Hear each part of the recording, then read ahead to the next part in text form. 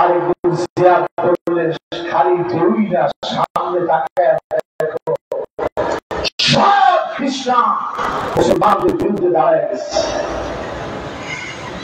তারেক জিয়াদ বক্তব্য দিলেন, তিনি বললেন, যদি পালাবার চেষ্টা কর উত্তর ঢেউ তোমাদেরকে গিলে খেয়ে ফেলবে। আল্লাহর উপরে তাওয়াক্কুল যদি হারায় ফেলো, খ্রিস্টানরা পরাজিত করবে। লা মালজা ওয়ালা মানজা মিনকা ইল্লা ইলাইহি, আল্লাহ তুমি ছাড়া যার কোন জায়গা নাই। সমুদ্রে কেউ আমার ভয় পাবে, কাফেরদের মনে আল্লাহ ভয় ঢুকায় দিবেন।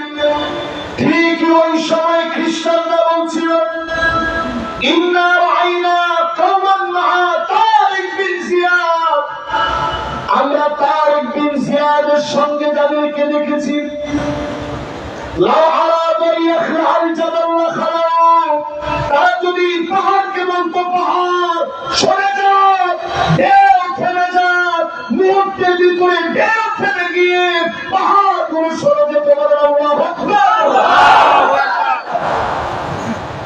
৭,০০০ সৈন্যবাহিনী তারেক বিন জিয়াদ সেই সময় স্পেনকে বিজয় করেছে, বর্তমান পর্তুগালকে বিজয় করেছে। ১৪৯২ সাল পর্যন্ত ৭৮১ বছর মুসলমানদের কথায় পুরা ইউরোপ চলেছে। আমরা মায়ের খেয়েছি কেন? শুধু আমাদের ইখতিলাফের কারণে। জোরে কর, কিসের কারণে? বাংলাদেশে যদি এখনো আপনি শুনতে না যান, আজকের মাহফিল থেকে আমি বলি, যদি আগামী সূর্যোদয় মেঘের কারণে আটকে যায়, সামনের সব আযাব আর গজব নেমে আসবে আমার আপনার মতো দাড়ি টুপি ওয়ালা আলেমদের উপরে। ঠিক কিনা বলেন? আপনি ইখতিলাফ করবেন কতক্ষণে? আপনার মাথা থাকবে না, আপনি টুপি পরবেন কখন?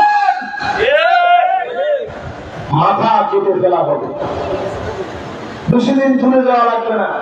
এই যে দেশগুলোর নাম বললাম, উজবেকিস্তান, কিরগিজস্তান, তুর্কমেনিস্তান, এই দেশগুলোর ইতিহাস দেখে মুসলিম বিশ্বে বড় বড় মনীষী জন্ম দিয়েছে।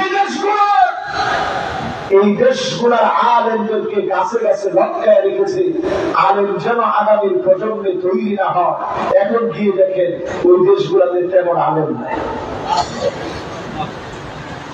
আমি বিভিন্ন জায়গা দিয়ে ঘুরছি আর কাঁদছি, আল্লাহ কোন জায়গায় আসছি যে জায়গার পরতে পরতে ইমাম বুখারীর পা।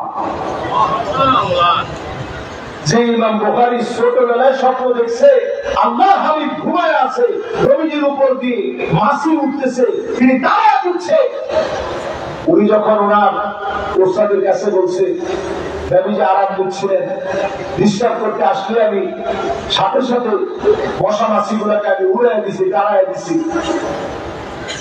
ওনার ওস্তাদ বলছে, তোমার দিয়ে আল্লাহ এমন খেদমত করাবে, নির্ভরযোগ্য সহিহ হাদিসের খেদমত আল্লাহ তোমার দিয়ে করাবে। জোরে করে আল্লাহু আকবার।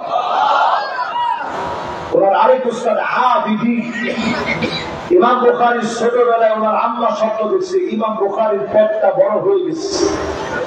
রাত্রেবেলার স্বপ্ন কাউকে কখনো বলবেন না, যেটা একেবারে ফজরের আযানের আগ মুহূর্তে দেখবেন, এটা বলবেন বুজুর্গ ভালো জ্ঞানী একজন আলেমকে বলবেন, যাত্রার কাছে বলবেন না। ইমাম বুখারীর মা ঠিক ওই মুহূর্তে স্বপ্ন দেখলেন ইমাম বুখারীর পেটটা ফুলে গেছে।